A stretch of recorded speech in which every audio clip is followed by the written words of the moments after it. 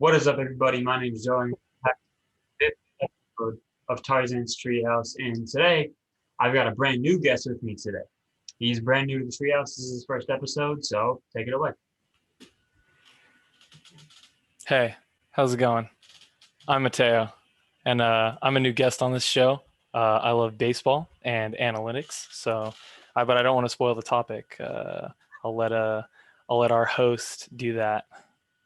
All right, so yeah, as you can tell, we're going to be talking about this is a little bit of a different episode. There's only one other person here today, which is automatically different. But yeah, we're going to be going into the advanced stats of baseball. And this is definitely not going to be his last episode, so he doesn't just think in numbers. But yeah, so since we're doing the sports related thing, we do have to get the bias check out of the way. Personally, I am a Los Angeles Dodger fan, and I know you're not. So I am the opposite of that, in fact. Yeah. I got the Giants shirt on. Yep, is what it is, man. you don't But see, look, we can still get along, we did for a more or while. less. But yeah, you're my yeah. So yeah, the reason I brought Matteo into this is because he obviously has played. How long have you played, or how long did you play baseball for? I played baseball from t-ball up until my sophomore year of high school. So I played baseball at a low level, but for a long time. Right, but you've been watching for a very long time, also. Yes, that too. Yeah, so he understands baseball, and he's also one of the smartest number people I've ever met. So I thought he's kind of like the perfect guest to get in on this, especially because he hasn't discovered this side of the internet yet. So with that said, let's just jump right into it. And while I transition to the other page, I want to ask you, what do you think is, or before now, what have you thought is like the most important stat for evaluating where you would rank or how you would rate a baseball player?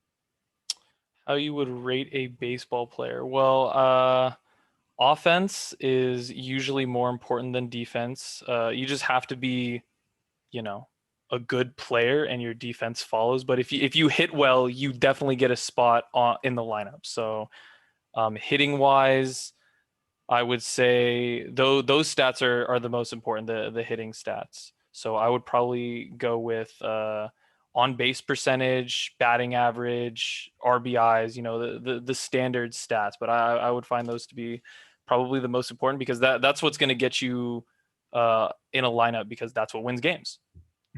Well, you're already doing one of like the things that the analytics people love actually as mentioning on base before batting average. And let's stay on the screen for a little bit. But yeah, a lot of the argument for analytics is batting average does not matter because on base percentage is more accurate of quite literally how you get on base. True. Yeah. And so actually, yeah, let's wait a minute. No. So yeah, we're gonna go to the site called Fangraphs, which creates and displays a bunch of its own and a bunch of other stats that are very advanced in terms of like longer equations, more detailed sample sizes, all that stuff. So can you see my screen? I definitely can. All right, so I can still see you. So what we're gonna do is here, let's go to a certain player's page. Let's go Shohei Ohtani because he is the MLB home run leader right now. He hit another one today. Yeah, he's what a fucking mad lad, that guy. Yeah, so I have my own personal dashboard on here of terms of stats I choose to look at. And this is all of them right here. So you can see the names at the top. It goes from normal things like games played, hits, walks, strikeouts, singles, doubles, triples. But then see this thing right here is where it gets into it. WRC plus. That is like the analytics side of the internet's bread and butter of like the most important offensive stat. And it stands for weighted runs created plus. And that's somewhat self-explanatory. It's supposed to say how many runs you create if you play 162 games. So right now, Otani's at 177, obviously, for 162 games. And Right. the one good thing I like about this is 100 is average. So you know exactly how much a player is above average, percentage-wise even. So like he's Right. 177, he is 77% better than an average hitter, which is insane. I think he's Yeah. like second or third in baseball in this stat right now. But let's start off with a little bit of an easier, or not an easier one, 'cause you know what I mean. WOBA, this right here is weighted on Wooba. base average. That's essentially OPS, but averaged out. So, or Mm, more accurately, it's slugging, but adding walks. okay. So this weight, because there seems to be a weight to everything. Mhm. What's that all about? What is the weight? Yeah, that's very different for each stat I've found. Oh. Yeah, so in this for WOBA, weighted on base is I don't know. Here, let's see if I can get to that exact page because that would be easier. But while I'm doing that, nope. Okay. So yeah, essentially to make this stat, it's somewhat of a walk is worth like 0.47 or something. A single is worth zero point 0.6 something. A double is Mm, worth just under one. A triple is worth just over one, and a home run is worth 1.978 or something like that. It's close to that, but it's not exact. So it's that, and then obviously averaged out by plate appearances instead of at bats. So it's a little bit more of a detailed look as they call it quality of contact, but really it's more of it's slugging but adding walks. And okay. yeah, so my biggest thing with that is that's fine if you want to use that instead of slugging, but I feel like it's listed like that's why I keep it like this for a reason, so where I can see how many walks, singles, and doubles they have and make my own kind of estimation of that as opposed to having an already set formula do that for me, you know? Right. And I still think WOBA is probably my favorite analytic because I don't like this, and we'll get to that later. But yeah, what are your thoughts on that kind of like it says linear weights? It's just the same for everyone. It doesn't change.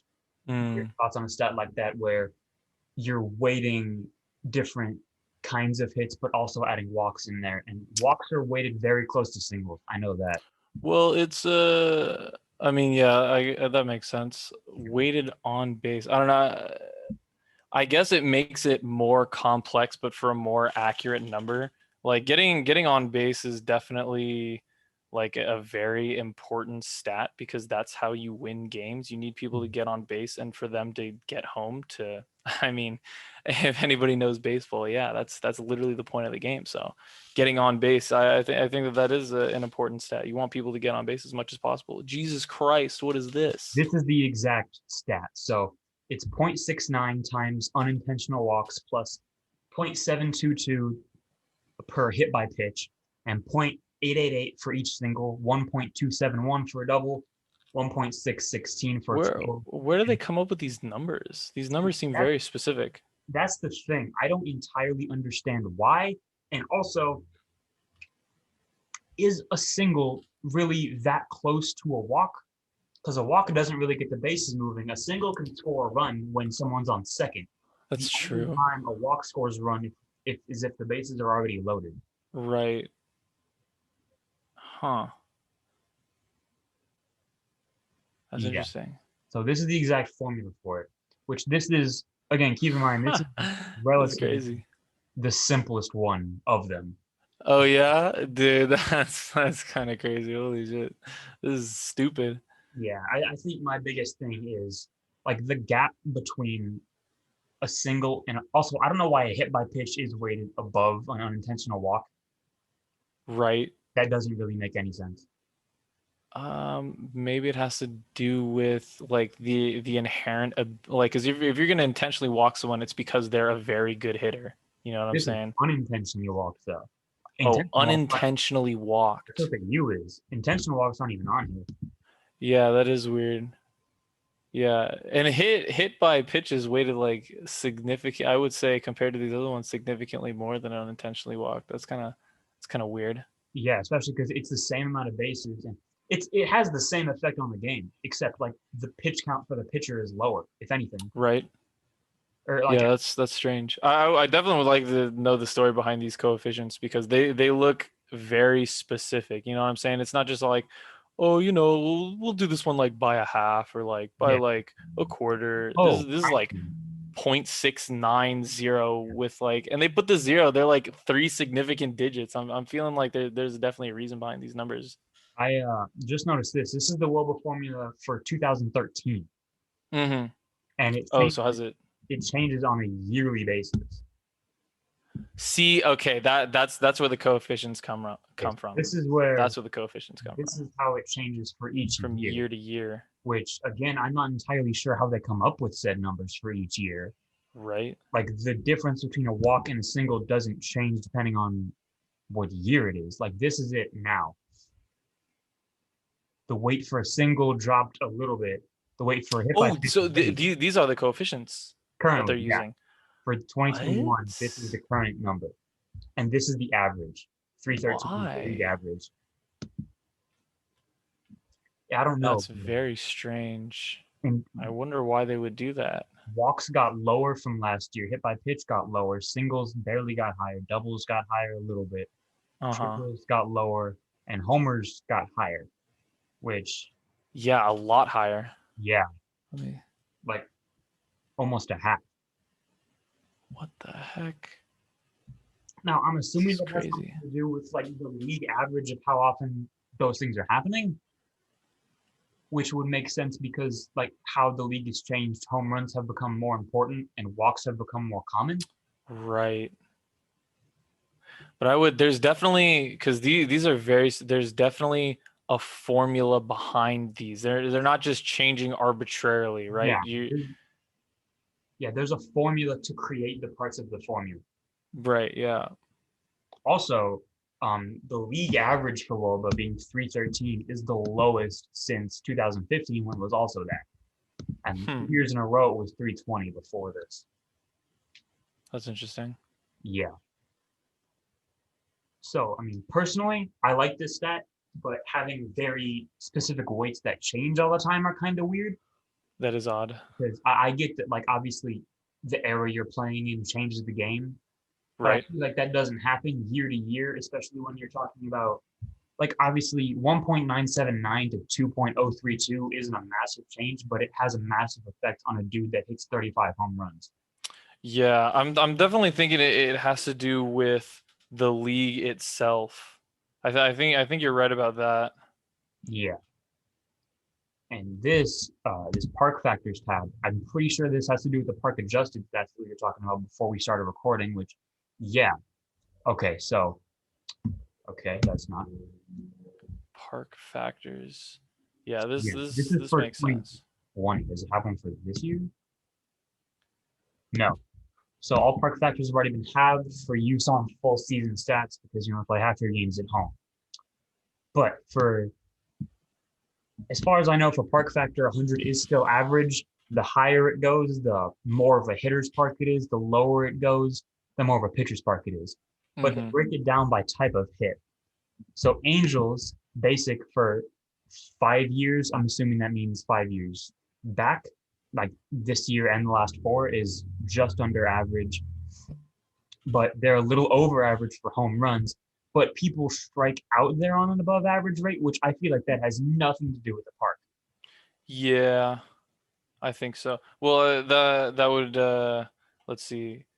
If it matters less, then the 5-year one shouldn't change, because it Yeah. looks like most of them are around 100, which makes sense, right? Unless there's like some obvious, because like for at certain parks, I know that there's like, oh, the sun shines in your eyes, and Yeah.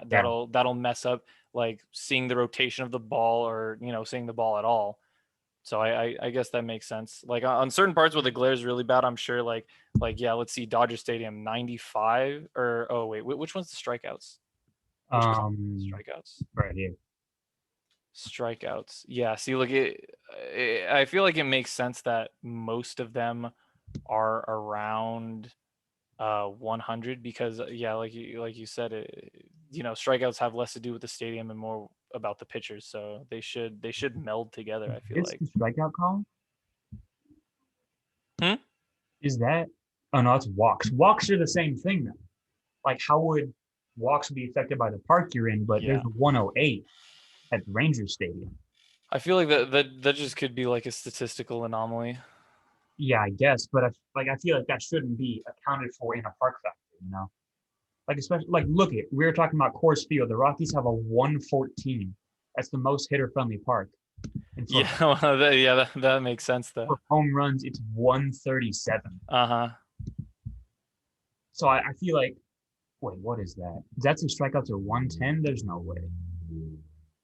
No, homers are 110 for Yeah, Rockies. homers are Triple 110. 97 because their gaps are so big. Uh-huh. But yeah, that's definitely so they strike out significantly less than average relative to the rest of the parks, but they walk a little more than average in Coors Field. Yeah, I feel like all these numbers seem very similar. I'm sure it could just be statistical anomalies. You know what I'm saying? Just like, oh, it happened. Yeah. They happened to just strike out. You know what I'm saying?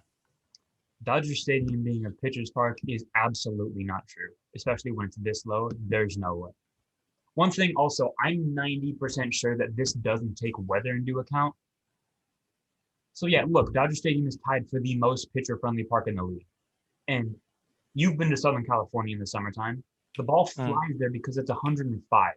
right. So there's no way that at least for half of the season, 3 out of the 6 months, that Dodger Stadium is the most pitcher-friendly park. Well, shoot, man. I mean, the numbers don't lie. I feel Numbers like don't they do lie. that because, like, okay, think about it. If you have a pitcher like Jacob DeGrom, he's dominating right now, and Right. he's going to all of the NL East parks more. So that strikeout rate in that park is going to be higher because he alone strikes so many people out. That If makes sense. so, if you have someone like the Nationals rotation from a few years ago, or even the Giants rotation now, the strikeout rate in the parks in the NL East or in the NL West out here is probably a lot higher because you have the Giants rotation who's been dominant and the Mm-hmm. Dodgers rotation that's also been dominant. But like, there's no statistical like just by the numbers of the park itself, you're no more likely to strike out in San Francisco than you are in LA. Hmm. Well, yeah, that is interesting. Also, Well, so but these stats, okay, so how are these numbers collected? What do these numbers represent? The there number of that thing per what? no, it's 100 is average for all of them. So for each point under average, that's the percent less that it happens, or I guess the percent harder that it is. So if Hmm. whatever the Giants have an 88 in, I don't know, but that's the lowest number on the whole thing. Mm-hmm. So that means it is home runs. The Giants have a wow, that home run factor is that low. But these are the parks. These are like the places. Yeah, Okay. that's that's still strange though, considering how short that left field pole is in Giant Stadium. Well, sure, but like I feel like the field itself is generally longer than That, than that's most. true. Obviously, like that center field triples out, like, and even the Yeah. wall in Yeah, front of and then the road. the huge ass wall. But I feel like, I mean, when we went to the Giants game the other day, we saw 4 people just kind of like smack it over the left field wall. Mm-hmm. Yeah, I mean, I definitely don't agree with the Giants being that low for home run. I feel like there are parks that definitely limited more than that. Well, what are these? So these numbers are their percentages. Is that Kind what they of. are? That's the gap. So if something is 105, that's 5% above average. Mm-hmm. Yeah. So like home runs right here in Angel Stadium, 4% higher than league average that home runs occur. Okay. Or I guess it's 4% easier because I would assume they're trying to take out like the player part of it as much as they can. Right. That would make Last sense. year, like last year, you had Mike Trout, who obviously hit more home runs than the vast majority of the league, and he played in Angel Stadium most of the time he hit a home run. Mm-hmm. You don't want to try to account for that because, yeah. But Because that that's guy's a monster. right. He's the best player in the league, and he does that a lot everywhere, anywhere. So this is going to be very important for both pitching and hitting stats. Oh, look at what are the Tigers, bro? 129 triples? They must have like a giant gap like That Giants. is insane. Yeah, I don't know what their stadium looks like, but that's see this is not a statistical anomaly. There's something going on. That's what that tells me. You know what I'm Yeah. saying? That tells me that there's definitely something going on there. Let's actually go check what the Giants is. So it's in this column. The Giants are on the bottom. They're only 114 for triples. Wow. For triples. They I mean, literally it looks like it's oh yeah, considering the gap. have a spot in their ballpark called Triples Alley, Yeah. which is kind of strange. That I mean, I clearly the Tigers have Well, something going on. it's hard to hit the ball there. That's true. It is kind of like right center, like barely right center. Mm-hmm. Yeah. But yeah, that's weird. But keep that in mind for going forward because the lower a player's park factor is as a hitter, the higher their park adjusted stats are going to be because they're Right. getting a little bit of a boost, and the opposite is true, right? So Trevor Story, the shortstop for the Rockies, his park adjusted stats are going to be hampered a little bit because he's got this giant 114. Right. But the same thing is true for Dodger Stadium. They're going to get a little bit of a boost because they're considered tied for the most pitcher-friendly park. Yeah. Whoa, what do they have a 73 in? I'm sorry, but what is that? That's got to be triples. That would make sense. I can scroll. My mouse would work. It is triples. Yeah, Yeah. they have like That makes no sense. gap or anything. But yeah, so let's go to now the most talked about and I guess important park adjusted stat, WRC plus. Now, Here it WRC is. plus, as we talked about before, it's how many runs do you create as a hitter offensively. So regardless of anyone is on base or not, how many runs do you create per park per 162 games? Okay, could you break that down a little bit? What does that mean? How many runs you create? Because Uh, that just sounds like RBIs to me. See, that's the thing. It's this. So Yeah, I there's don't the know what park that factor is. right there. And here's the NL era. See, it's divided by the league average of the era, right? So that's something that's really important is people use Babe Ruth stats and they're like, oh, well, he played 110 years ago. This stat tries to adjust for that. So it takes into account how many runs are being scored around the league and Mm-hmm. the league average numbers and all of this stuff is, and then averages it over that. That Now, makes sense. yeah, the Because only you want to find out how good they are relative to their environment. right, and that's what the park factor is there as well. This is literally called a run scoring environment. That bottom part. Mm-hmm. It's an improved version of runs created. Now, RBI is quite literally how many runs you bat in.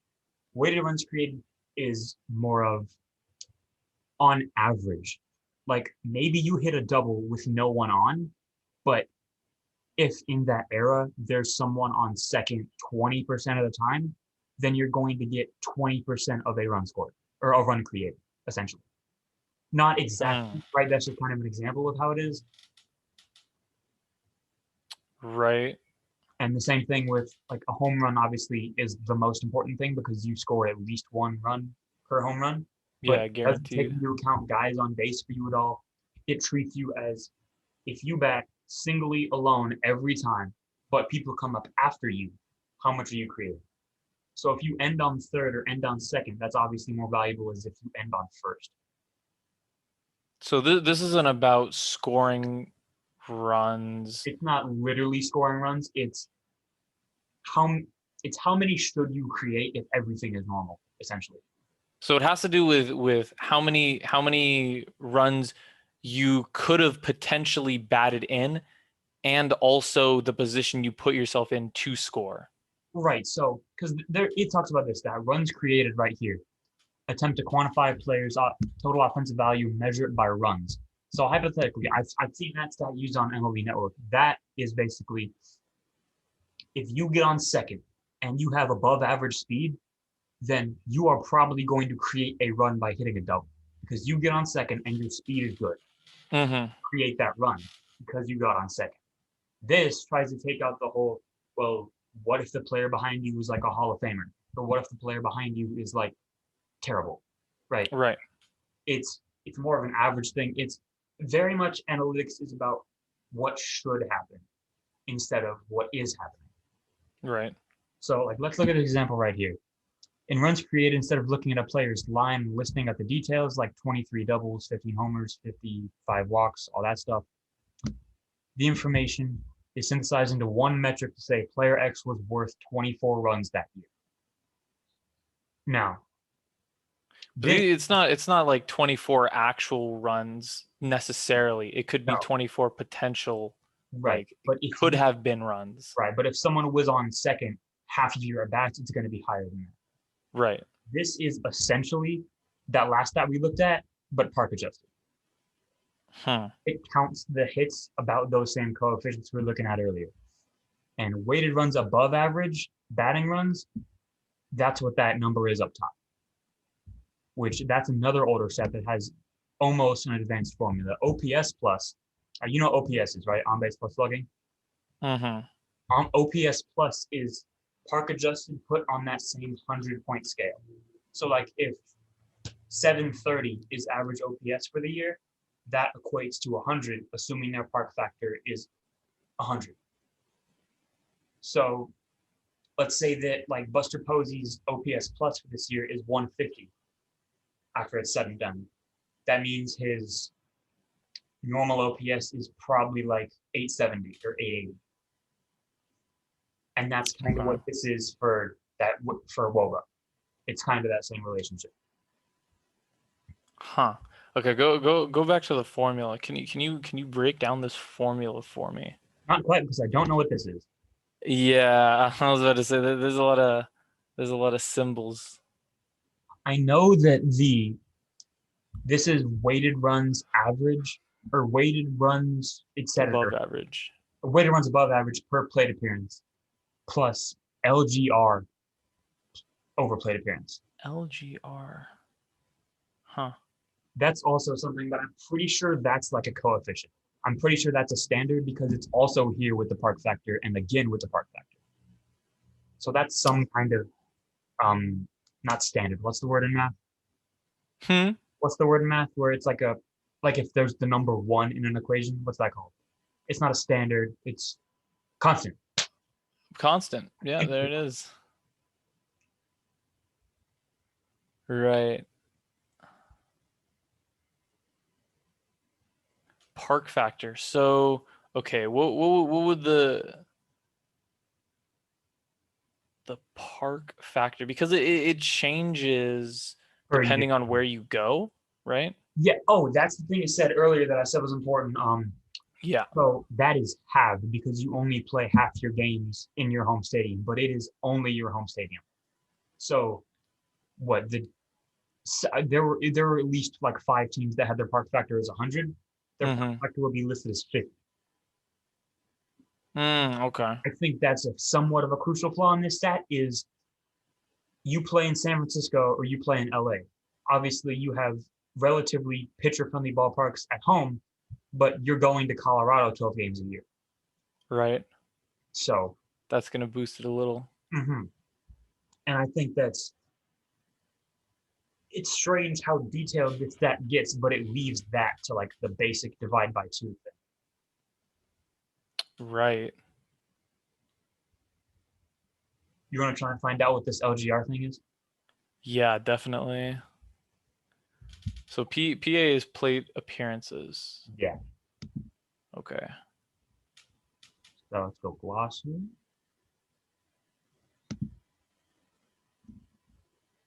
Okay.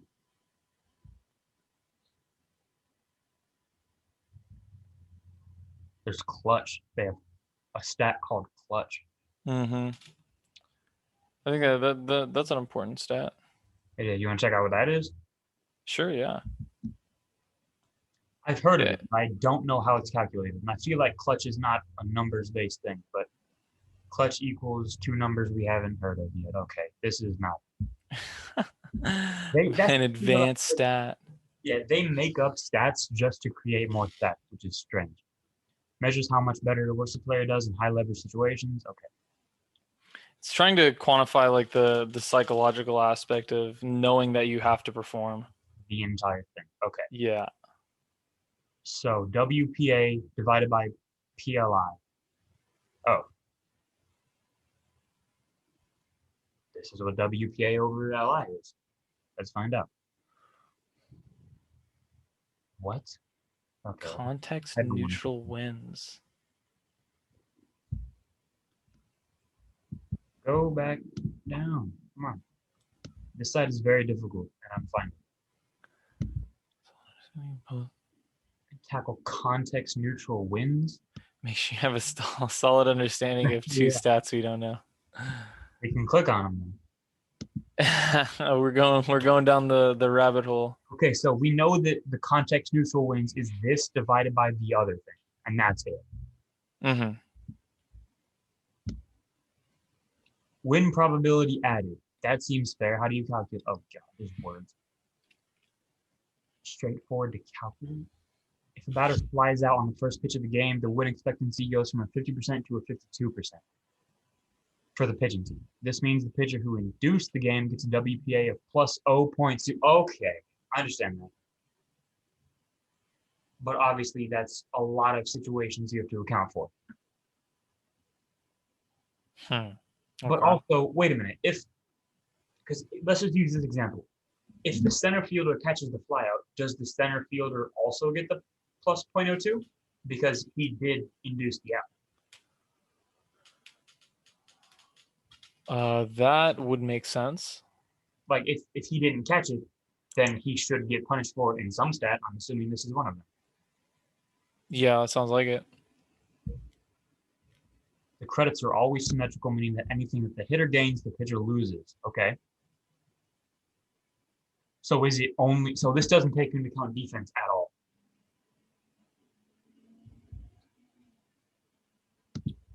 Yeah, no, it doesn't. Is there like a table or something? Oh, nope. Okay, so there's no like, I'm assuming this is also year to year in terms of like what counts as what. But right. This is fairly easy to understand as in like, right. So if you average out to plus 6.0 on the year, which would be incredibly difficult. You're crazy. Right. So yeah, so no defense, but that's easy to understand. So let's go back to the other thing.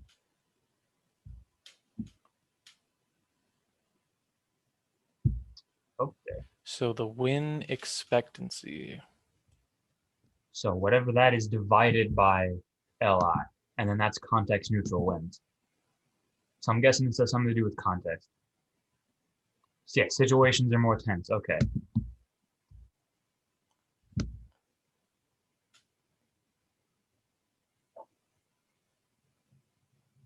PLI, that was one of the things in the clutch calculation as well. Yeah. What is leverage index? Oh. Leverage index. So it's just how clutch a situation is essentially. Oh, I see. Okay. This is a lot of numbers to describe something that you can, this is my thing though. This is easily like objectable. Like this isn't like a bread and butter fact of numbers. Like you and I are gonna look at a situation and say, scale of 1 to 10, how tense or how high leverage or how clutch is the situation, and we're gonna say different numbers unless it's a walk-off home run, and we're gonna both say 10. Mm-hmm. So having such a specific number for something that you can easily just be like, I don't think so. I don't know if I agree with that. Well, yeah, but that's the hard thing about because basically what they're trying, like stats are, you don't want it to be arguable in different situations. You want it to apply to everything. So the best way to do that is to quantify things in numbers. And that's the hard part, is turning these abstract things and trying to place a number on it, which is precisely what they're trying to do, right? Like me and you are going to say different numbers for a certain situation, but they're trying to say, well, no, it's actually this number because of these things that we're trying to also quantify. So it's a really difficult thing doing stuff. It's not as easy as, like on base percentage, like they got on base or they did not get on base. It's as simple as that. But they're trying to like quantify like how stressful is this situation? You know what I'm saying? Like you can't say like, oh, yes, it's stressful, or no, it's not stressful. It's like, well, it's a little stressful, or Right. you know, when you try and put it on like a continuum like that, it gets, you know, it gets hard to quantify. Right. That's very much up to the person in most situations. Hmm. I think that's baseball is such a situational game more than pretty much any sport, at least in North America. Hmm. So I think that's really hard to make bread and butter night and day fact stats for, especially. Yeah, it's definitely, yeah, for vague things like that, like, you know, the standard stats that everybody sees, right? Like RBIs, on base percentage, slugging, right? Like those are very like, you know, there's rules to those. Mhm. You get a point for hitting the ball, right? Like, Yeah. did you hit the ball and get on base? Dude, there you go. Your on base percentage went up, your batting average went up. Good job. Did you score a run with that hit? Dude, there, your RBIs Yeah. went up. You know what I'm saying? Like those are very simple stats, and that's why, like, if you try to get into this, like, oh, here's the WOBA, people are like, what are you talking about? You know what I'm saying? Yeah. And it's that doesn't have like mass appeal because it's like, it's complicated, obviously Yeah. complicated. RBIs are just like, oh, dude, he got someone in. Awesome, his RBI went up by one. Yeah. Dude, I could do that myself, right? Yeah. But I But this think we stuff is finally figured out exactly how this is calculated.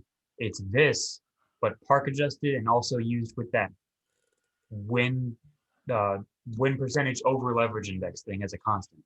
right. So just straight up, do you agree with park adjustment as something to judge players by?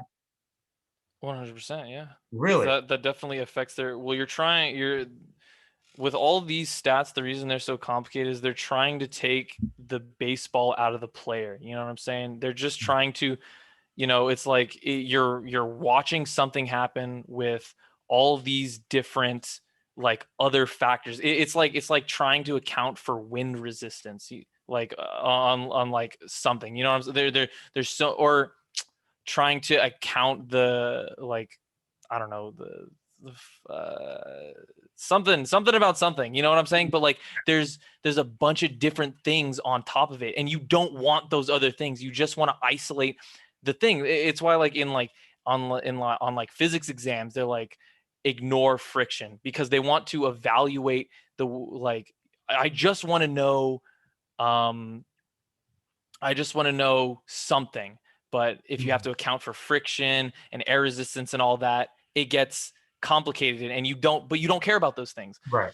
That's exactly what they're trying to do here, is you're trying to evaluate a person with like all these other layers of things on top of it. And they're trying to remove all those layers and reveal the person. What is their value in all these different aspects? So I think that one of those layers is the the place you're in, right? Because like Coors Field, it's gonna make, like, for someone like Mike Trout, it's gonna make you look like an absolute monster because it's so easy to hit home runs out there or hit the ball really far. So his stats are going to get super boosted when he's over there. And when like the statisticians are looking at it, they're all like, "Oh my God, his like his number is so large here." And then you go over here and it's like, "Why is it so low?" You know, because they're not adjusting for where he is.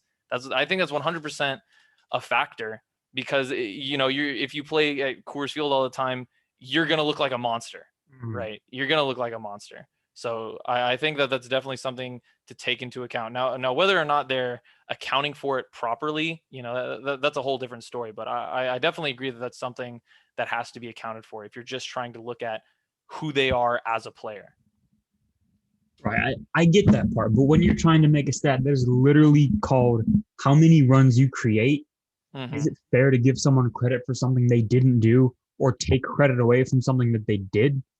Like I th- hypothetically, you're like Nolan Arenado, he's on the team now. Trevor Story hits a home run in Coors Field, but it gets out by like 2 feet. But he still scores a run for his team. He straight up created an entire run on one swing, but mhm. he only hit the ball like 340 feet into the corner in Coors Field.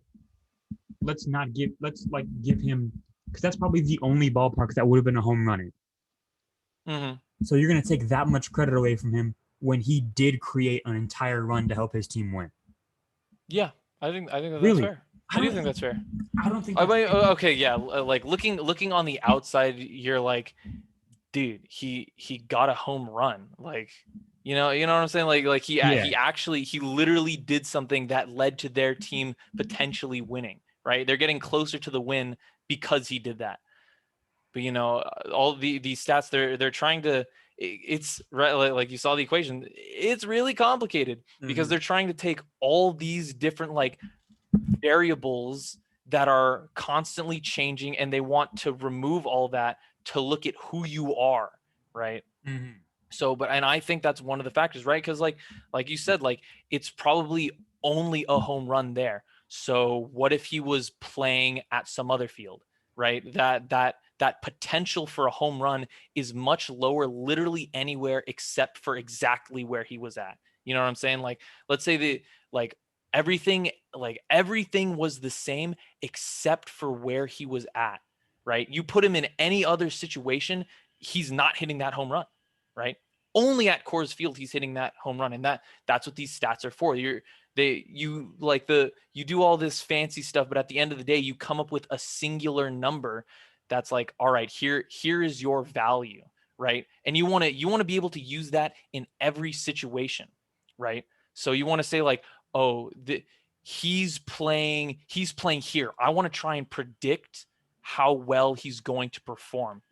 If you Mhm. don't weight Coors Field and he's not at Coors Field, then you're gonna expect like, dude, this guy's gonna hit a freaking bomb. I can guarantee it, right? And then it like doesn't happen, or he doesn't even get close, and you're like, okay, well that's weird.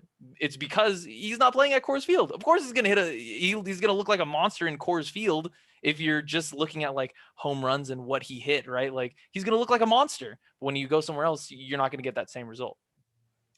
So I think but yeah, it does seem kind of messed up like on the outset. That's like, dude, he hit a home run, but you're taking that away from him. I think it's justifiable for what they're trying to do with these stats, or else you just have to make a stat for every different field, how they perform in every other field. Right. And I definitely agree with the fact that if you're trying to evaluate players on a neutral field, absolutely you have to do that because that's the Hmm. entire point. But if you're trying to make something based off of how many runs a player created for their team, and you're gonna, let's say, what it said Dodger Stadium and MetLife for the Mets Hmm. were like the lowest park factors. They were the most pitcher friendly. Hmm. So if Cody Bellinger flies out to the warning track in center field, and they're gonna give him a home run for that because it would have been a home run in like 20 other parks, but he didn't create a run. You're giving him Right. credit for something that he did not create. I think that's my main problem with it. But it could have created a Right, but run it if did. he was That's the somewhere thing. else. But he No, was you're right. It didn't. But if he was right, they're trying to take these stats and make them generally applicable for every situation. That's why they have all these different factors. So if you're trying to make them generally applicable to everywhere, you have to take the park out of the equation. So you can implement whatever park you want, or you can implement that number onto every park you're from, or every park they're right. at, right? So you're right. He did not create a run there, but he definitely could have if he was somewhere else. You know what I'm saying? Yeah, I think that's fair. I think I just disagree with the concept as a whole of Mm-hmm. should rank players by what they should have done on a neutral field as opposed to what they did. I don't think that makes Right. much sense to do outside of when a player is a free agent. Like obviously you should use it then, just check how they would have done on a neutral field because Right. Yeah. obviously if you're trying to sign someone and your field is not the same as theirs, Mm-hmm. I think it's fair then. But if you want to use the argument that uh like Vladimir Guerrero Jr. from the Blue Jays is a better hitter than Shohei Ohtani this year, or the other way around, because Mm-hmm. Guerrero should have 3 more homers if he played in neutral park. Mm-hmm. That's completely bullshit. Their park is tiny, but you know what I'm saying. That's just Mm. an example. Then I don't think that makes much sense because yeah, he could have, but they don't play on a neutral field, so he didn't. I don't think you should rank players based off of something they should have done as opposed to what they have done. I guess that's fair. That makes sense. Well, but they just want to put everybody on a level playing field, right? So if that guy is playing at like a field where the a home run is super far away versus where Otani plays, hypothetically, right, on a field where he plays mostly on a field that's really short. Yeah, I mean, but you do want to put them on a neutral playing field. I know that's not literally what's happening, right? But that's what they're trying to they're trying to remove that aspect, right? If you play in a park that's like hitting a home run is really really difficult, and you only get one home run in the year, that might be more impressive than like the 10 home runs this other guy hit at Coors Field, right? It might be more impressive depending on, like, I don't know, however they figure out the weights for Right. all these parks and or whatever. So I do think that it is kind of valid, but it does take out like the literal, like, what did they do?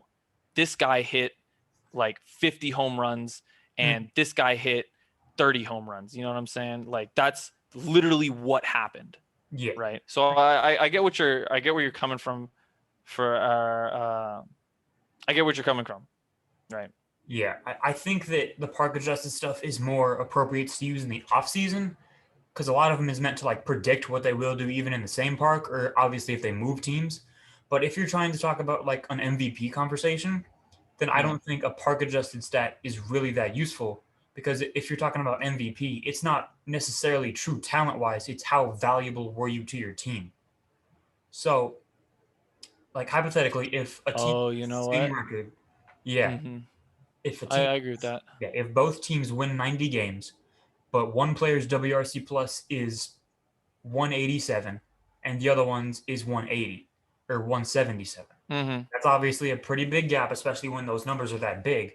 But if the person who is a lower WRC plus has like a higher slugging, higher on base, even higher WOBA, and their defense is the same, their base running is the same, all the rest.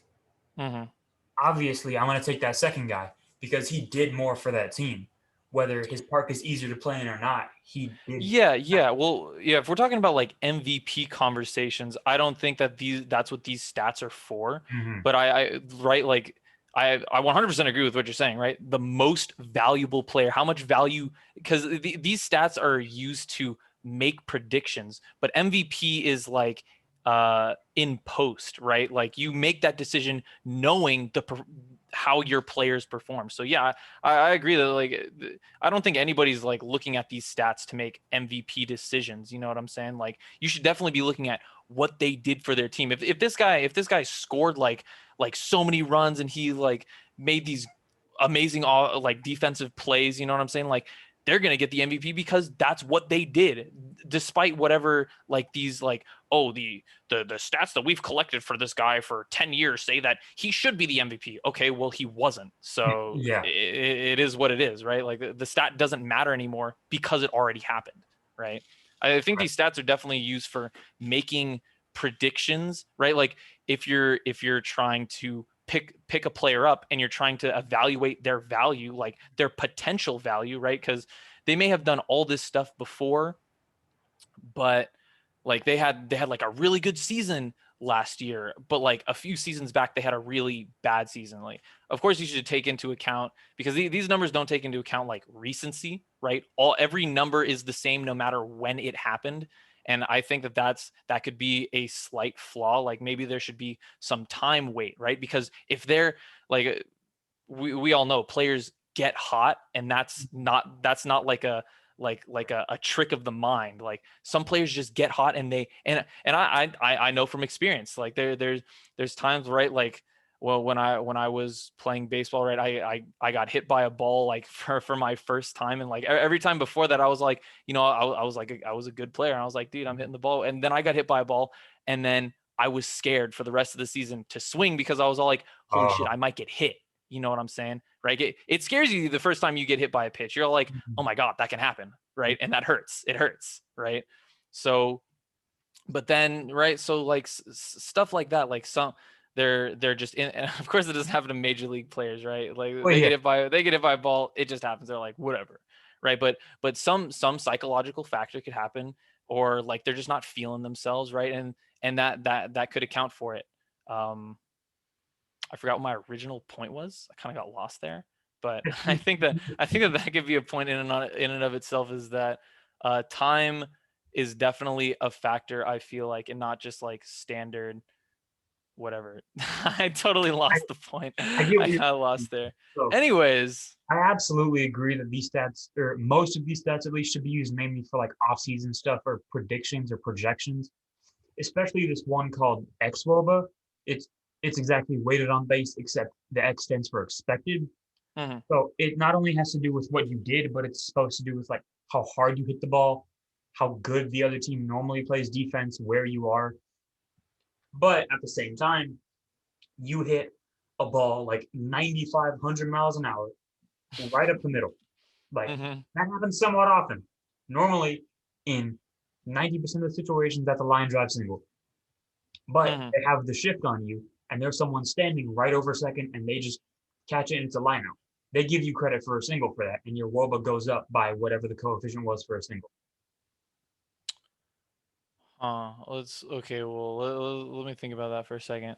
So you hit. How do they quantify that you would have gotten a single? Well, how do they say that when that's not what happened?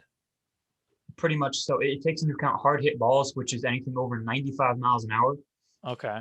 and the So they're saying on average, like if you hit a liner at 95, then at a certain launch angle too. yeah, at a certain launch angle, yeah. Oh my God, that gets complicated. But Yeah. yeah, so and they're saying like on average, that's going to land you a single. Yeah. Is that's basically yeah. Essentially. See, yeah. Okay, I get it. I got you. Same thing happens with, ironically, against the Dodgers last year, they had Mookie Betts and Cody Bellinger, two of like the best defensive outfielders in the league. Hmm. And multiple times someone hit a line drive into right center field, but they were so fast they cut it off before it hit the wall. So they either held him to a single or threw him out at second, but they got Right. credit for a double in their XWO most of the time. Hmm. Which obviously, like, that's what the job of the stat is. It's expected weighted on base. But at the same time, a lot of people use that to say, like, oh, this player is better than this player. Well, I mean, if you want to say that, Theoretically, right, if you want to say that player is going to be better next month or next season, sure. But as of right now, they have not been better, so you can't really say they're better. no, they literally were not better. But see that's I think I'm seeing your theme with the problem with these stats is that that's they're giving them credit for something that they did not do. But I don't think that that's because these stats what they're used for is making predictions, right? Like it's not so much like a history book as it is uh, what you would expect a player to do, Mm-hmm. right? So like the WOBA stat is like all things considered, this is their value of getting on base, right? Their average of getting on base. So they want to take everything out except for the individual performance of that person, right? So like I don't know, they want to put everybody. They basically want to put everybody in the batter's box with where all the defensive players are average, the Mm-hmm. field is average, everything is equal, right? All things being equal, you put this guy in the batter's box or you put this guy in the batter's box. This is on average what's going to happen, right? So while that guy literally did not get a double, instead he like got out right by just like some spectacular play, right? He hits this liner at 95 and the guy pops his hand up and catches it on a whim, right? You would expect with that hit he would have gotten a double, but because of some like shift or some freak accident or luck or because this player is amazing or because this field is shaped weird, right? Because of that, he did not, right? So, but these stats like on average, I forget what I'm trying to say, but uh, they're just trying to take all the random aspects out of it and just say this is the guy, this is who he is, this is his value, right? So I see the problem with how like the optics of it, right? Like he did not get a double. Why are you giving him credit for a double? He got out. Yeah. Why do you give him credit for getting a double? Well, it's because, on average that would be a double. So that they're just trying to account for it, which is why this shit is like crazy complicated, because they're trying to say it could have been, but it wasn't, which is a difficult thing to do. Right. And I think more than anything, I'm going to focus on something you said there for a second. You said that it could happen by luck that they get out for the other team, obviously, right? Or Hmm. for them. The way that I see these stats used the most, xWOBA, the gap between xWOBA and WOBA specifically, people just play it off as terrible luck when Hmm. that's not the only option, right? Like you listed a bunch of other things that it doesn't necessarily come down to luck because Hmm. the biggest example this year is the outfielder for the Nationals, Juan Soto. He's an incredible hitter. He went off last year when he played. This year, his xWOBA is like 439, which is far and away the best in baseball, like would be one of the best ever. Hmm. His WOBA is like 35 or 350 or 360. And people are saying like, oh, he's obviously going to have there's the best second half of all time. He's gotten so incredibly unlucky. And like, he's still a top 10 player because he's just gotten so insanely unlucky. And do you think that luck is the only option for why those stats will be different? I'll be gone for like 30 seconds off my screen, but I can still hear you. Um, luck. Or do you think it could Let's be things see. like if you know a certain player? Well, maybe we should replace luck with variance, Mhm. right? Like, I guess it wasn't like lucky, or, well, luck definitely plays a part. But I think maybe what I was trying to say was or what we're trying to talk about is variance, right? Like, he hits the ball at a guy who's not a great defensive player, and he doesn't get the ball, but instead he hit the ball at somebody who is a fantastic defensive player, in which case he did not get it. So that's what they're trying to account for. Yeah. So I get luck and variance. It's a very fine line, I think. But yeah, luck plays a factor. Variance. That's what I Yeah, think. I think you made a really good point about like it's not necessarily luck on anyone's part that you're playing a bad defensive team or that like someone has a perfect shift on you because you only hit the ball to two spots ever. Mm-hmm. I don't think that's necessarily luck. I think that maybe the bad defense can be cracked down to luck, but at the end of the day, there's always at least two terrible defensive teams in baseball. Right. So it's not inherently luck when it literally always happens. There's errors in like 90% of games. Right. Whether you can crack that down to luck or like how would you play it if I mean by a lot of these advanced defensive stats, Mookie Betts is the best defensive Mm-hmm. outfielder. So how do you handle it if someone hits a fly out to right field and he just drops it? That So was how unlucky. was it lucky that the best defensive player in the league dropped the ball? Yeah, that's pretty Yeah, lucky. but Yeah, if you hit the ball to the best right defensive player and he makes a mistake, at that the was same lucky. time, if you hit the ball to the worst defensive outfielder in baseball and he drops it, whose That luck was expected. is that expected or is that like luck on your part that a Mm, player dropped in a routine out? well, I guess it really depends on the quality of the play, but if you know that that player is like they're a known bad defensive player, then a mistake is kind of expected, right? You wouldn't be like, yeah, the comparison between Mookie Betts and somebody who's not that good is like, yeah, Mookie Betts drops a ball. That dude, for the hitter, very lucky. For him, Right. extremely unlucky, right? That literally never happens to him. But somebody who like routinely makes mistakes, you'd be like, okay, well, that sucks, Mm-hmm. right? But like, I'm not surprised. They do that all the time, right? Mm-hmm. And yeah, so that kind of goes into the defensive side of stuff. Before we go back onto that site, I want to ask you, what do you think the hardest defensive positions are outside of catcher, obviously? Hardest defensive positions. Let's see. I think.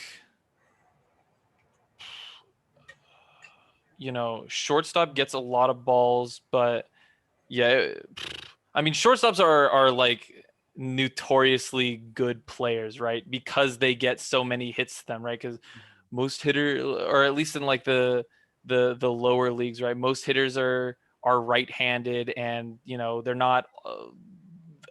Very few of them are like on the line, right? So shortstop's getting a lot of play time. So, but you have to, but players who are at shortstop, they have to be good. I think that shortstops are probably on average better players than most other positions because they have to be so good, because they get so many hits to them and they have to make plays. Mhm. So, I having said that, I think that there's some bias just to say like, oh, well, shortstop's not that hard. People like are crushing it there, right? Well, they're crushing it because they're good by like natural selection, because they have to be, Yeah. right? They have to be good if you're going to get that position. But that really has nothing to do with what I'm about to say. I just felt like that was an important thing to note, because that might bias your decisions. Just watching performances, they're all like, oh well, shortstop's not that hard. Everybody's like crushing it there. Well, they're crushing it because they are good and the Mhm. position is hard. You know what I'm saying? Yeah. So, anyways, there's no way for me to account that really, because Yeah. I mean, dude, I'd have to come up with all these stupid equations like these, like this site is. So I'm not going to do that. I'm just going to think about it. But knowing that is something that could be a flaw. Anyways, um, I think third base is probably one of the more hard positions. Um, just for the fact that they have, and I'm not, I guess I'm not really looking at this from an MLB perspective, because all the players are incredible and they make it look easy. This Mhm. is this is coming from like a me playing the game kind of perspective. Third base I find to be really hard, because you don't really have to, like, you're barely like responsible for your base, because like if they're gonna get to third, like they're just gonna fucking get to third. There's really not much you can do about it, right? Um, you have to make the throw from there to first is the longest throw you have to make on the infield. You have to worry about bunts, and dude, the balls that get hit at you, you have a split second to react, or Yeah. you're done, right? And I think that the same could be said for first, except I think first has a little less responsibility, right? You just stand on the bag and let somebody throw you the ball. Like almost like 90% of the time, you're standing on the bag and letting somebody throw the ball to you, right? You do have to worry about bunts, and same as third, and you get hot pitches, but much less of the time than third base, because of most people are right-handed and all that, right? So, but I think third base is definitely like one of the harder positions. Now that I'm thinking about it, I really didn't consider the outfield. I think the outfield positions are, honestly, all of them are pretty much the same, other than center field. I would give probably slightly harder, because you have to have so much more range to Mhm. be there. And like if you're in left or in right, you don't really have to worry about running into foul territory too much of the time. You mostly know that, okay, I'm gonna run in this direction like 60% of the time, Yeah. right? And save for a few like foul ball chances. But center field, you really have to, like, you go forward, back, left, right, and like every time a ball is hit in the outfield, you're either getting the ball or backing somebody up, Mhm. right? The left and right, they're just going to worry about their stuff, and if it happens to be hit in the middle, like somewhere reasonable, then those positions are going to go back up the center fielder. But the center fielder definitely has a lot of responsibility. I don't think that makes that position specifically any harder than any others. So this is a really long-winded way of me to say I think it's third base. See, that's what I would have thought too, but there's these things where I don't know if you noticed it before, but on the Fangraphs pages, there's a stat that's just called DEF, and that's just defensive rating. Hmm. And Otani's was terrible because he plays outfield like twice, and he's not supposed to try because they don't want him to get hurt. But Right.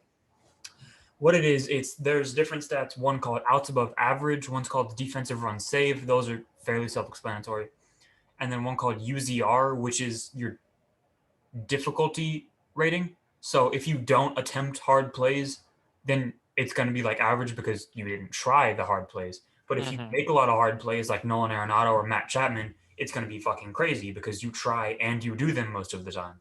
Mm-hmm. It takes some kind of weird average of those, and it it does the same kind of thing where WRC plus sets WOBA on a scale of 100.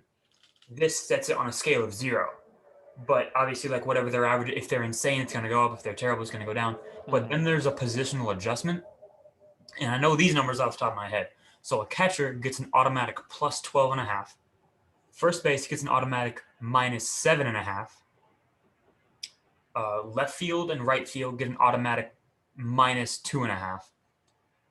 Shortstop gets an automatic plus 7.5. Center gets an automatic plus 2.5. And so do second. No, second and third are the same, but they're barely lower than center field. Hmm. So it goes, So higher the number, the more difficult the position. or just the more important. But yeah. More important. Okay. So catcher, shortstop, and center field are the top three in that order. Wow. Yeah. I mean, I I think guess yeah. Shortstop does make sense. That makes sense. I didn't mention it in my answer because I just now thought about it. If we're going like how much responsibility they have, I think center and short are like pretty complicated positions mhm, because, and for the same reason I think center field is harder than left or right, just because like you are in the middle of your area, right? Center field's in the center of the outfield, and short and second are in the middle of their left and right of the infield, right? So you gotta cover a lot of, you have much more range than first or third, and you have like responsibilities, like shortstop's got responsibilities to second and third very rarely, right? But second has a lot of has responsibility to second and first like a lot of the time, right? Like first being, I don't know, the there's a bunt or something, or there's a bloop hit in the infield, right? And the first baseman's running to get it. You got to get to first like a lot of the time, right? It's either you or the pitcher, right? So yeah, I think that makes sense, that short and or that short is rated so highly. That does make sense. the one thing I kind of thought of though is I think they underrate the outfield a little bit. I'm not sure that second and third are that much more important or that much more difficult than the corner outfield or even center field because they're rated like right around the same as center. But like obviously, if you get a hard ball hit to you at second, you can turn a single into an out. But if you get a ball hit to you in center or even in the corners, you can turn a double or even a triple into a single, which it's kind of the thing of would you rather limit one base to an out or would you rather limit two bases or three bases to one base? Oh yeah. Well, what are these ratings of importance or of difficulty?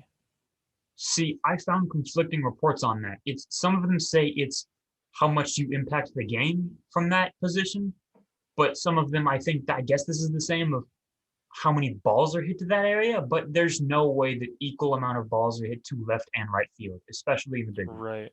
But the constants that you rattled off previously, those are position It's like, dependent, right? yeah, Exclusively about the position, yeah. So, right? And I both there's conflicting reports of mean, I think uh the same. I think they just worded it different. It's one of them said how many balls get hit to that area, and one of them said how much you can impact the game from that position, which I guess would mm, also go hand in hand with how many chances of that. right. Hmm.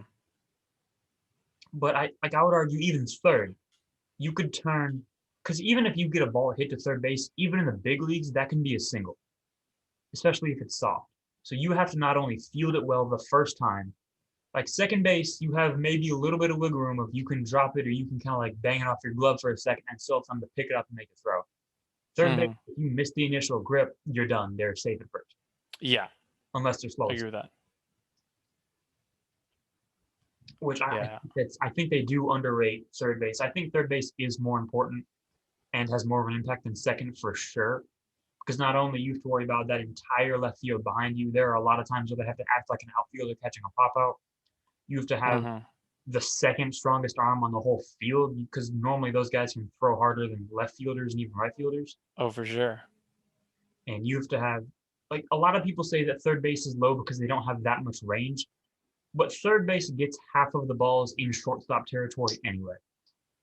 So Ideally. well, right, they're supposed to, right?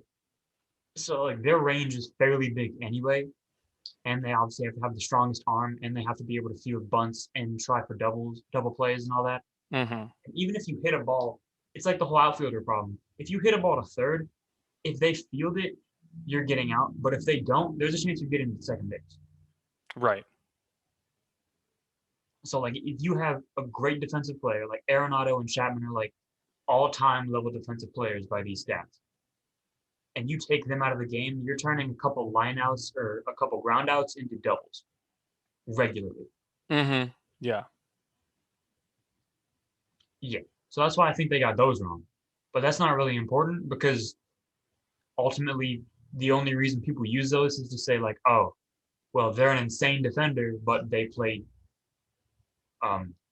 third, and this guy's an above average defender, but he plays short. So the shortstop is better. Right. Yeah. Yeah. A lot of those stats are like positional averages. So like outs above average isn't outs above average for the league; it's outs above average for your position. Yeah. Right. Yeah. I mean, you would have to use those little boost factors to figure out how good you are compared to other players Right. of different That's positions. what that whole defensive rating thing is supposed to be. Right. But the last thing we're going to get into is the pitching stats because Dude, you could go stupid crazy on those, I'm sure. yeah, and they do. So you obviously know what ERA is. Mm-hmm. Now, would you say that ERA, how flawed of a stat is ERA on a scale of 1 to 10? How flawed. Yeah. Oh wow. I'll have to think about that for a second. How flawed. So earn run average. The average. So earn run average is that's per game or per inning pitched? Per 9 innings. Per 9 innings. Yeah. So if it was a 1 ERA, then 1 run per 9 innings pitched. Yeah, so if you pitch a on average game with a solo shot, then yeah, your ERA is a 1. Okay. And vice How versa. flawed? Well, I mean, I think it does exactly what it's Okay, I supposed probably to. asked that question stupid. Do you think that that's like a justifiable stat to rank and rate pitchers by? Yes, yeah, I think so, right? Because if they have a really high ERA, well, then you're like, shoot, a lot of people are hitting off of them, and Yeah. they're getting runs scored on them, which is bad. So I Mhm. think it's a valid way to evaluate pitchers. Yeah, so I'm not even going to get into these because these equations are stupid and I know the important parts anyway. But Okay. field independent pitching, that's somewhat self-explanatory, is how much do you rely on the fielders? And Oh, right. It's and definitely yeah. skill interactive ERA, which essentially it just likes strikeout pitchers more because that's more you and less your team. Yeah, for sure. I agree with that. Yeah.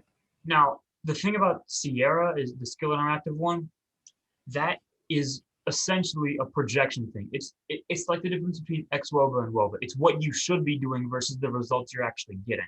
Mm-hmm. Like the best example of this year is the Dodgers closer, Kenley Jensen. His Sierra is like 4.2, which if that was his ERA, he would not be a closer. He'd be shit, right? Mm-hmm. That's not a good number. But his ERA is like 1.28. Like he's walked. Like a lot of the thing is, if you walk guys, your Sierra hates that. So Right. he walk guys more than normal, and he doesn't strike guys out at a huge rate. So he gets Mm-hmm. punished for that a little bit. But he's still limiting runs. So his ERA is down at a 128. Right. But that can also be the reverse, where there's a Yankee starter, Jameson Taillon. For the longest time, his Sierra was like 330 something, and that was top 15, top 20 in baseball. Mm-hmm. But his ERA was like 550 because he just kept giving up home runs. And Right. that's another thing is analytics. This goes hand in hand with Sierra. a lot of analytics has to do with home runs are out of the pitcher's control. So if you're a pitcher who mainly gives up home runs, your Sierra is going to be better because Wait, wait, what did you say about home runs? is a lot of the analytical stats go a little bit with the attitude of pitchers can't control home runs. Really? Yeah, I feel like that's obviously wrong. that's what I'm saying. But there's a lot of people who believe pitchers can't control quality of contact, or at least half of it. Right.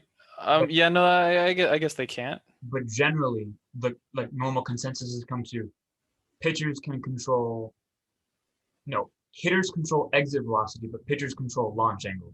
And that's why people started trying to do that uppercut swing like Bellinger and Yelich did for a while because they were Uh, trying to control their launch angle and it didn't right. work. Yeah.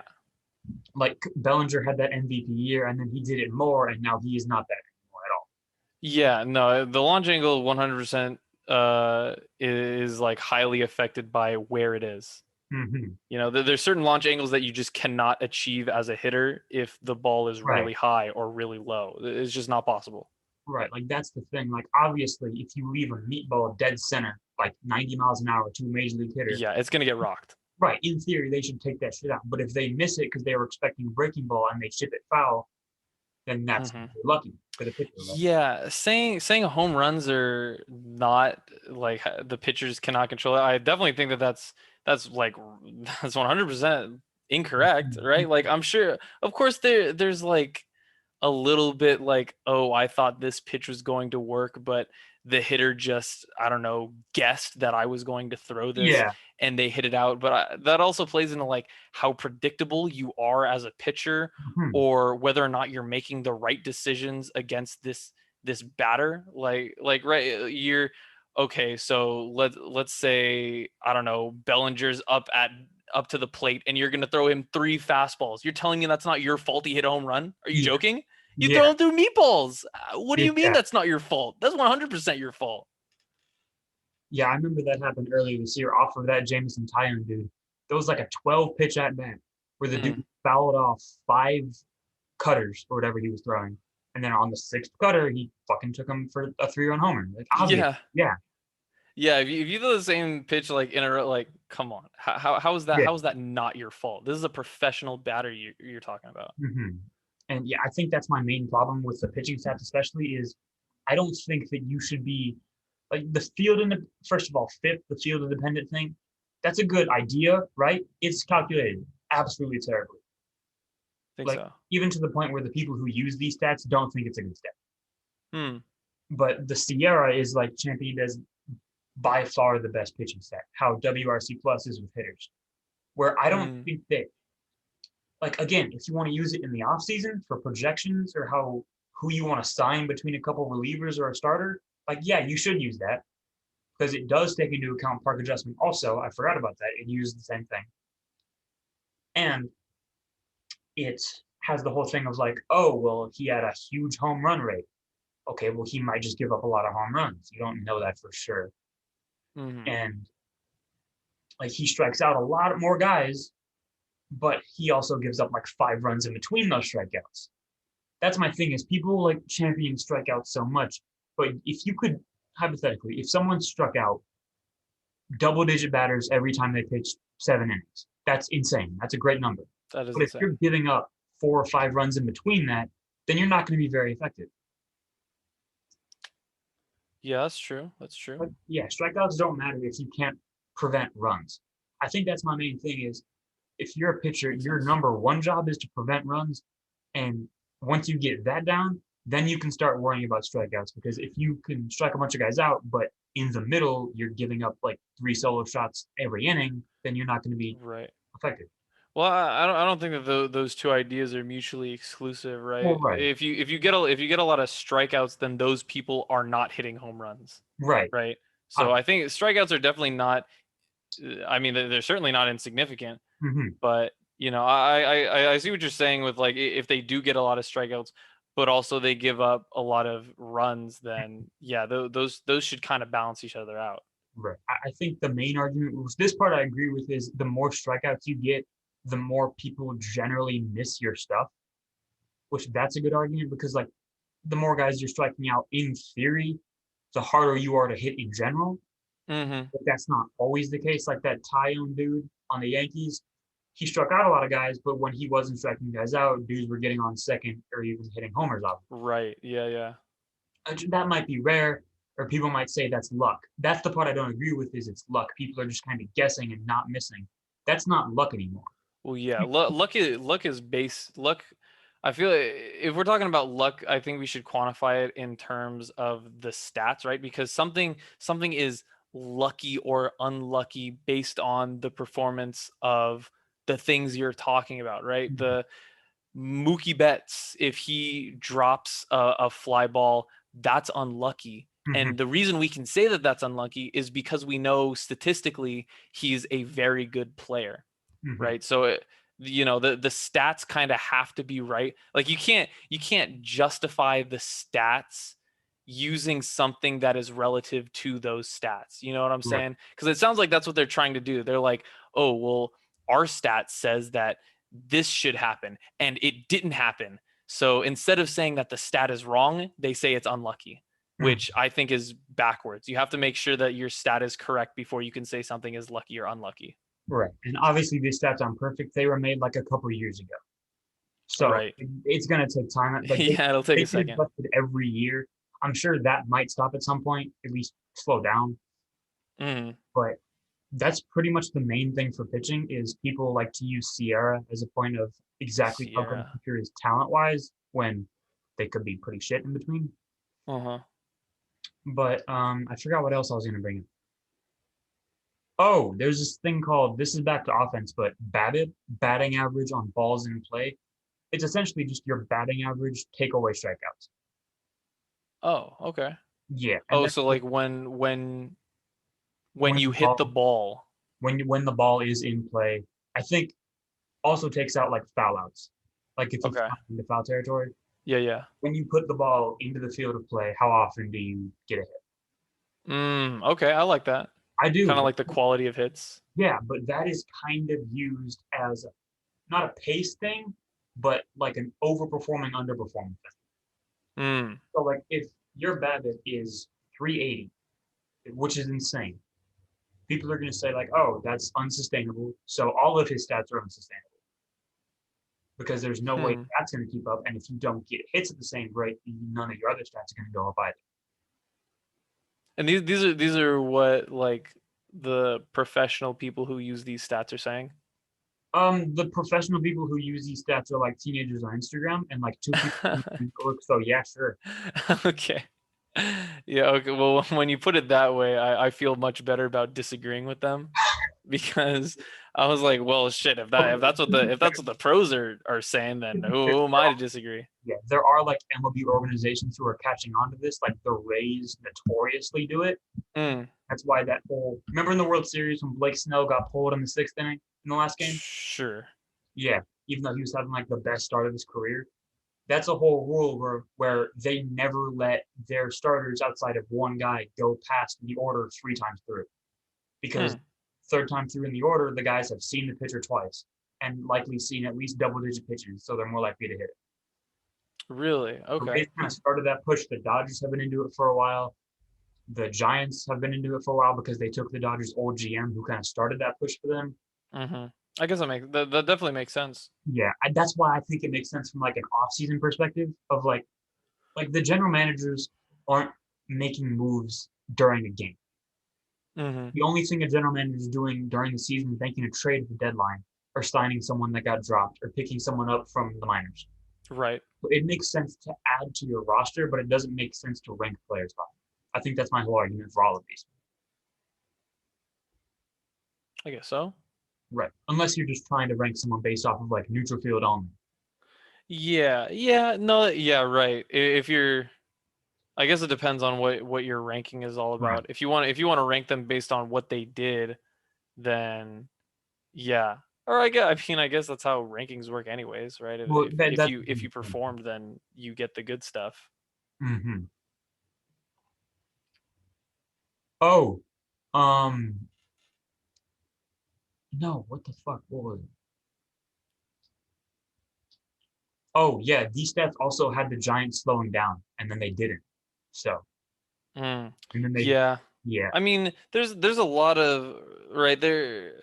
This always happens with like I don't know. You've taken a lot of political science classes, uh, right? yeah, That was my problem when I took a political science class they're trying to do exactly what these people are trying to do. They're trying to quantify things that have nothing to do with numbers, hmm, right? They're trying to put numbers on things that have no business being numbers, yeah, right? Like if you're there like I don't know, ERA is a really like that one is based in numbers, right?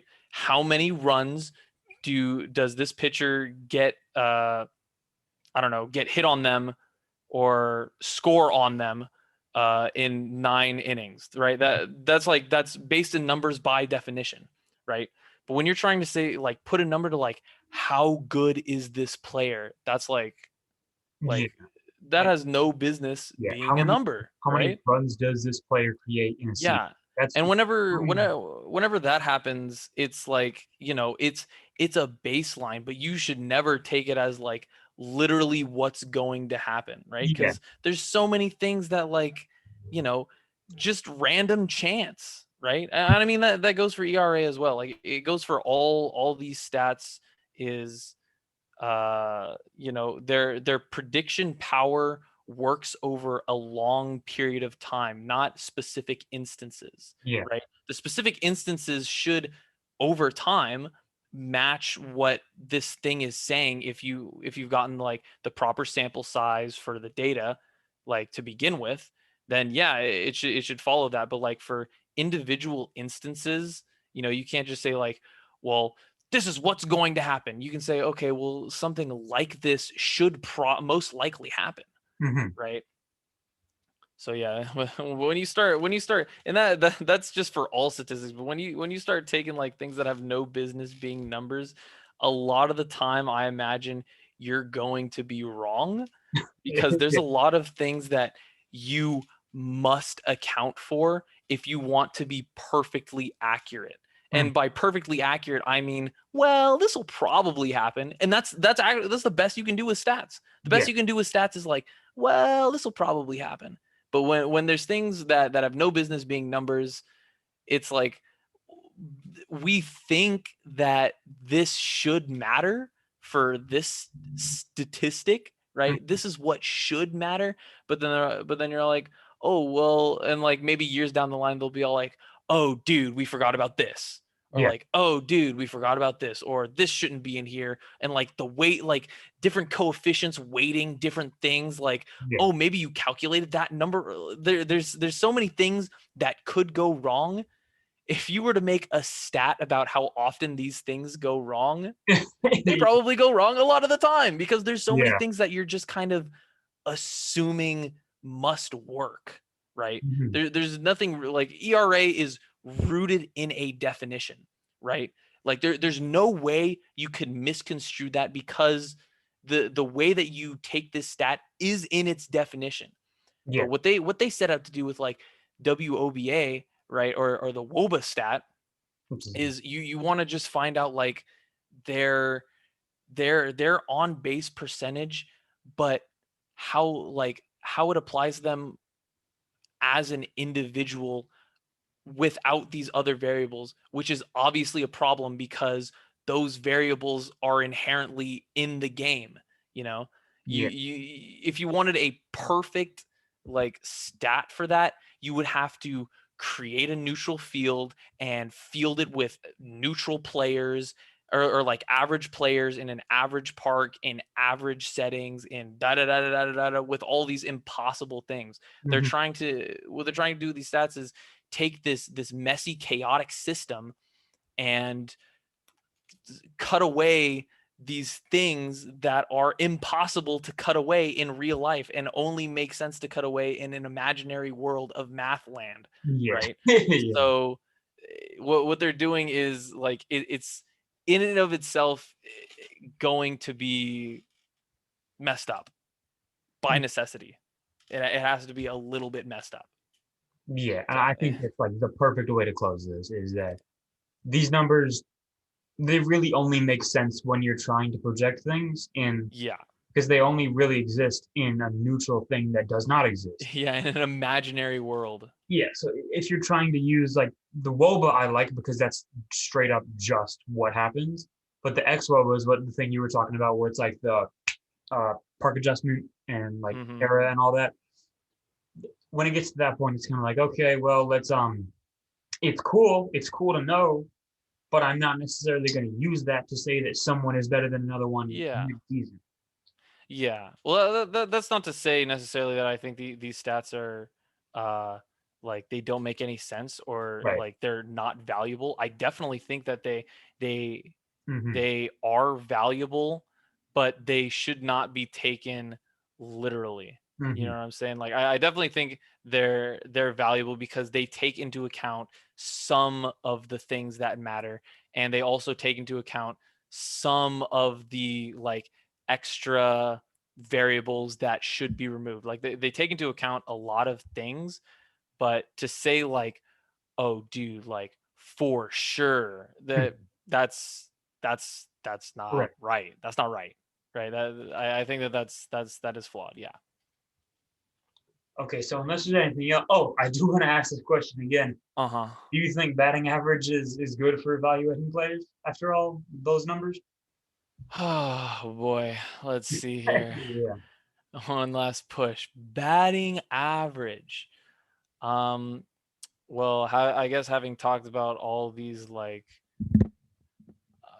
well, I mean, okay, in terms of what like the evaluation of a hitter or like how good a player is Yeah. offensively.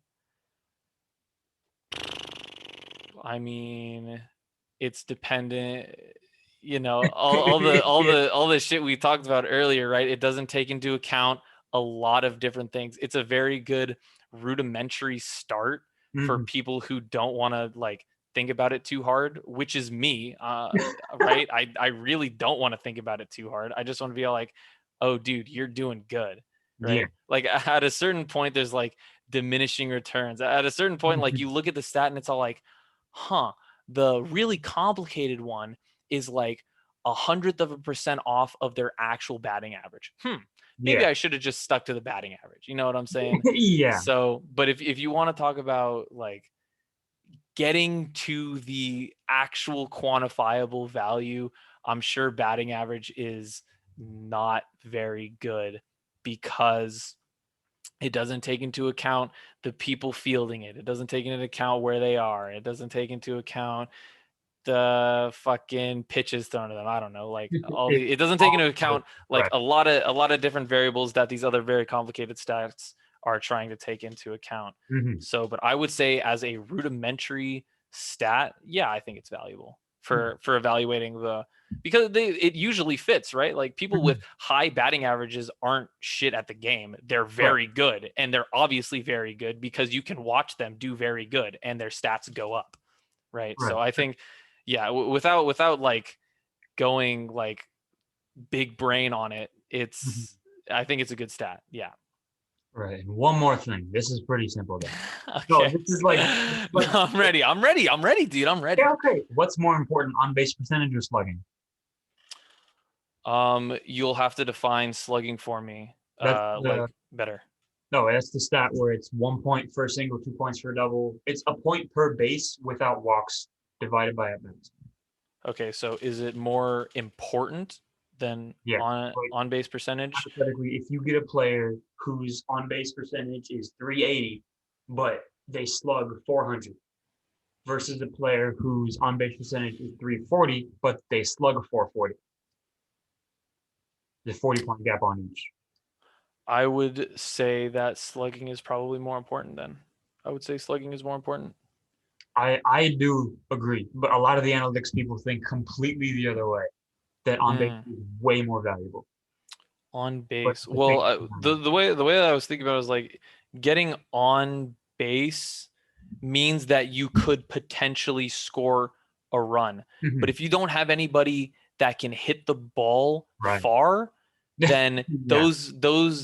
those as they say ducks in the pond are not going to get home. Hmm. So what's the point of getting on base if there's nobody to get them in, right? You can get on to first, second, whatever. You can do all that, but if you're not coming in, then there's literally zero value in that. The inning ends and you go back to the dugout and Yeah. no points scored or no runs scored. So, Bro, you're turning into Ronnie. Come on.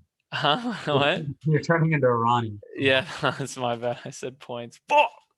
Okay. It's all good. But I definitely agree with that in terms of like, yeah, obviously getting on base is good. You can't win without it. Of But course. if you can't hit for extra bases, you're also not winning without that. Yeah, I feel like more often than not, if you hit the ball further and get more bases, you're going to get more runs Mm. than if you are just like, well, I got walked and the guy Yeah. behind me also got walked, but then three people like hit bloops, little bloopers, Mm. right? So what's the point? Yeah. What was the point of getting on base? Right. And I think that's pretty good. I think I agree with that for sure. And yeah, I think that's pretty much it. Unless you have anything else, or do you just No, want dude. like That was really good. It was complicated and my head hurts a little bit, there we but go. I like talking about baseball and about numbers, so Yeah. this was kind of sick. Speaking of baseball, do you think the Giants are going to stay up there? I do. I think it's been long enough for it Mhm. to be like ruled out as a statistical anomaly, right? Like, oh, well, you just haven't played these guys yet. You know what I'm saying? Like It's Joe. they've Yeah. been around the horn and they're still up there. So I'm thinking that it's looking good. I think they have a potential to stay where they are for sure. Yeah, for sure. I mean, I hate that, but I also agree because we're only a half game behind you right now, and we're both on a two-game losing streak. Right. So that's kind of annoying. That is a little annoying, yeah. Yeah, you lost to the Cardinals though. So Well, it is statistical anomaly. It's a statistical anomaly, the Joey. two It's of a them, exactly. statistical anomaly. It Yeah, shouldn't have happened. Shouldn't have happened. That was it's unlucky. 100% unlucky. actually it. Did you see how the last game ended yesterday? I think I fell asleep, so no. The Giants had two guys on the bottom of the ninth, two out, and the Cardinals left fielder dove for the last out and barely Oh, you know what? I did see that. Yeah, that kind of broke my heart. an inch off, and you win the game. But that sucks. Yeah, that kind of broke my heart. Yep. I was That very was. happy. Okay, not gonna lie. Yeah. Okay. Whatever, man. I we also lost on a wild pitch walk off, so that's Ooh, yeah. dude, that's Well, always a heartbreaker. not only that, the guy That's was always on a second. heartbreaker. It was the extra inning rules in the 10th. He struck the first two guys out. Easy. Wild Hmm. pitch, the guy goes to third. Throw from the catcher. I don't know why he threw it. The guy was already at third. Sails over the third baseman, and he runs home. Dude, see now that is for sure unlucky. I was A so upset. wild pitch followed up by a bad throw from the catcher. That's very unlucky. Yeah, I was very upset. Especially Yeah. that happened like 5 minutes after I saw the Cardinals catch. I was like, oh, we can win the division right now. Yeah. We can take the division lead. Nope. Oh, dude, winnable. But Winnable, winnable. a double steal with a double error. Yeah, kind of. Oops. Isn't it weird how the Padres can't beat anyone except the Dodgers and Giants? That is funny. That's very fun. I mean, it That's sucks when hilarious. they play the Dodgers because they beat the crap out of them, but they lose to everyone else. So Yeah. Dude, sometimes they just got your number and that's it. yours You know? too. They have a winning record against you guys, No, well, this is not what you're right. You're right. But but no one else. they just got the number and But yeah, and that's why they're still in third place. mm, well, dude, this has been good. It was. Thank you for going on. Yeah, I mean, dude, glad to be here. I'm glad you invited me. Love it here. All right. Well, this has been another episode of Tarzan's Treehouse. Thank you to Matteo for coming out, and I will see you guys next time. All right.